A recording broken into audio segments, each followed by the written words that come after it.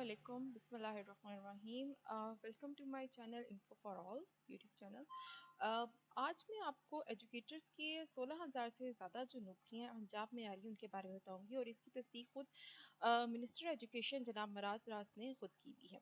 सो educator इन्होंने उनके मुताबिक ये 3 फेजेस में होगा। सबसे पहले 16,000 नौकरियां निकाली गई हैं सातसा की, क्योंकि ये बहुत ज़्यादा डिमांड थी। अब 16,000 नौकरियों के बारे में आपको बताऊंगी कि इसमें क्या आपके एडवर्टाइजमेंट आने का क्या कब आएगी, इसके लिए बीएड ज़रूरी होगा, सिलेबस इसके लिए क्या होगा, एज लिमिट क्या होगी, और सबसे इम्पोर्टेंट क्वेश्चन जो हो रहा है कि एग्ज़ाम जो है वो एनटीएस के थ्रू होगा या पीपीएससी के जरिए, और इसका क्राइटेरिया होगा। सबसे पहले तो इश्तहार जो आएगा वो सितंबर में मुतवक्की है, सितंबर में आ सकता है, और ये 16,000 से ज़्यादा की नौकरियाँ आएंगी।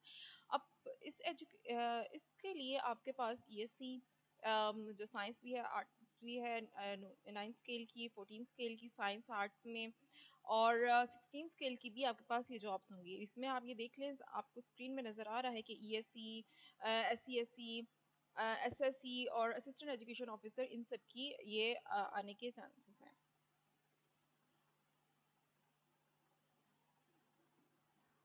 अगला जो अहम सवाल ये है कि क्वालिफ़िकेशन कितनी होगी, क्योंकि इसमें क्वालिफ़िकेशन जो है वो एमएससी या एमए या बीएस ऑनर मांगा है, और ये भी एक सब्जेक्ट्स के अकॉर्डिंगली है, और उसके इक्विवेलेंट आपकी डिग्री होगी तो उसके आप इस पोस्ट के लिए अहल होंगे।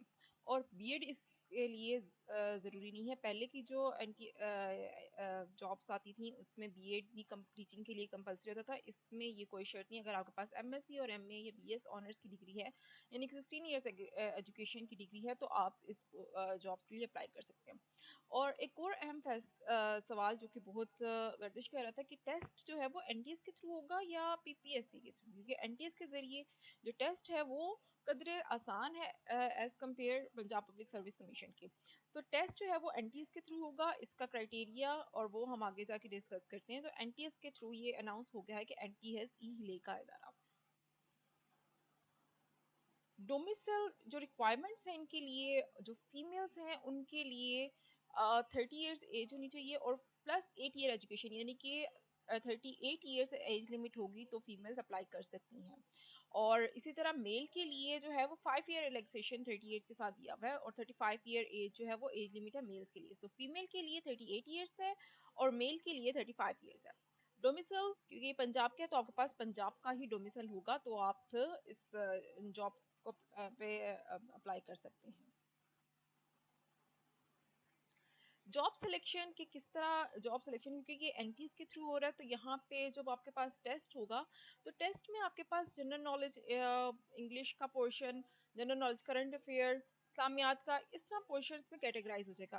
अगर हम पंजाब पब्लिक सर्विस कमीशन को देखें तो वहाँ पे आपके पास 80% सब्जेक्ट वाइज होता था और 20% मिक्स एंड मैच, यानी कि इंग्लिश का या करंट अफेयर, उर्दू और बाकी सारे से। यहाँ पे अब आपके पास जो सिलेक्शन होगी उसमें आपके टेस्ट के जो मार्क्स हैं वो आपके पास 10 मार्क्स हैं, यानी कि आप जितना भी 100 मार्क्स का टेस्ट होगा उसके 10% लगेगी आपके पास। मैट्रिक के एकेडमिक आपके पास जो है वो 15 मार्क्स, इंटरमीडिएट के 20 मार्क्स लगेंगे, ग्रेजुएशन या आपके पास जो मास्टर्स होंगे उनके 20 मार्क्स लगेंगे।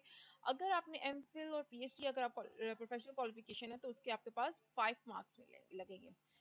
और इंटरव्यू के आपके पास 5 मार्क्स होंगे। सो इसमें क्लियर करना आपके लिए टेस्ट भी आसान होगा as compare Punjab public service commission के। और जो टेस्ट होता है एनटीएस के थ्रू, जो टेस्ट होगा उसमें आपके पास टेस्ट में अगर 40 मार्क्स आ गए तो यू आर पास, और आपके पास इतना क्राइटेरिया नहीं। अगर आपके एकेडमिक रिकॉर्ड्स अच्छे हैं तो आप इसमें बहुत अच्छे तरीके से आगे इंटरव्यू के लिए क्वालिफाई कर सकते हैं। जॉब डिस्क्रिप्शन और सिलेबस क्या है? ईएससी साइंस या आर्ट्स, ठीक है, और ये एससी साइंस और आर्ट्स और अरेबिक, और इन सब में कंप्यूटर साइंस है। अच्छा, इन्होंने इस दफ़ा ये की है कि शर्त कि आपके पास जो सब्जेक्ट साइंस में और आर्ट्स में है यही होने चाहिए, यानी botany, zoology, chemistry, physics, biology and mathematics, ये साइंस के लिए चाहिए। इनके साथ साथ अगर आपकी जो डिग्री है वो इसके इक्विवेलेंस है तो आपका हो सकता है। फॉर एग्जांपल, अगर आपके पास बायोटेक्नोलॉजी की डिग्री है, बीएस है, और या बीएस है, तो अगर वो बायोलॉजी के इक्विवेलेंट आ रहा है या उन्होंने इक्विवेलेंस दी हुई है उस यूनिवर्सिटी ने तो वो अप्लाई कर सकते हैं। फिलहाल यहाँ तक इन्होंने अभी तक ये चीज़ें डिसाइड की हैं। इसी तरह आर्ट्स में भी जो सब्जेक्ट्स हैं उस वही वाले क्वालिफाई कर सकते हैं।